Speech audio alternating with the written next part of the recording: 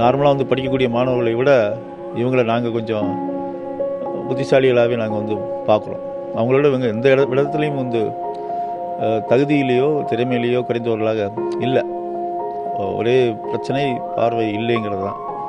ஆம், அவர் குறிப்பிடுவது போல பார்வையற்ற மாற்றுத்திறனாளிகள் அறிவு கூர்மை கொண்டவர்களாகவே இருக்கின்றனர். டாக்டர் அம்பேத்கர் பயிற்சி மையமும் தேசிய பார்வையற்றோர் இணையமும் இணைந்து நடத்தும் இந்த பயிற்சி மையத்தில் பயிலும் மாணவர்களில் பெரும்பாலானோர் பார்வையற்றவர்களே. எவ்வித குறிப்பும் எடுத்துக்கொள்ள வழியற்ற நிலையில் காதால் கேட்பதை மனதில் நிறுத்தி தேர்வுக்கு தயாராகின்றனர். குடும்ப சூழல் மோசமானதாக இருந்தாலும் தன்னம்பிக்கையும் சக நண்பர்களின் ஒத்துழைப்புமே அவர்களது வெற்றிக்கு காரணமாக உள்ளது.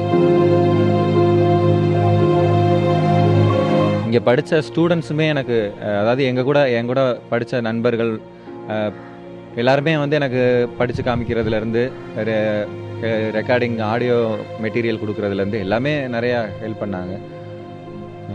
அதனால தான் என்னால் அச்சீவ் பண்ண முடியுது. சார், குடும்ப சூழல் வந்து இருக்கும் சார். எல்லாத்துக்கும் பலவித போராட்டங்களுக்கு இடையில தான் வந்து இந்த இடத்துல படிக்கிறாங்க. அந்த இடத்துல வந்து நம்ம முயற்சிகள் தான் வந்து எக்காலத்துலேயும் நம்மளுடைய முயற்சியை வந்து எந்த காலத்துலேயும் நம்ம வந்து கைவிடக்கூடாது சார்.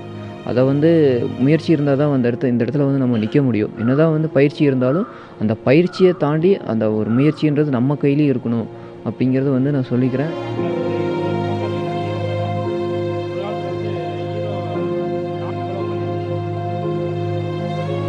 அரசு துறைகள், பொதுத்துறை நிறுவனங்களில் உள்ள இடஒதுக்கீடுகள் மூலம் பார்வையற்ற மாற்றுத்திறனாளிகள் பல்வேறு துறைகளுக்கு போட்டித் தேர்வுகள் மூலம் தேர்வாகின்றனர். கடந்த ஓராண்டில் மட்டும் இம்மையத்தில் படித்த 18 பேர் போட்டித் தேர்வுகள் மூலம் வெற்றி பெற்று ரயில்வே, வங்கி உள்ளிட்ட பல இடங்களில் பணிக்கு சேர்ந்துள்ளனர்.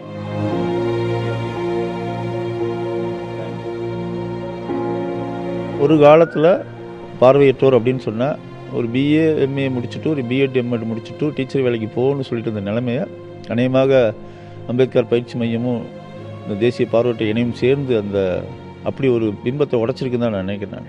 ஏன்னா இப்போ இந்த ஓராண்டு காலத்திலேயே ஒரு 14 பேர் நமக்கு வங்கிகள்லையும் ரயில்வேலையும் வேலைக்கு சேர்ந்துருக்காங்க நம்முடைய வகுப்பில் படிச்சுட்டு.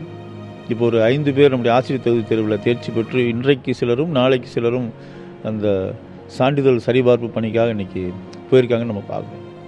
அது மட்டுமல்ல, இவர்கள்ட்ட ஏராளமான திறமைகள் இருக்கிறத நம்ம வெளிக்கொண்டு வர முயற்சியில் நம்ம இறங்கியிருக்கோம்.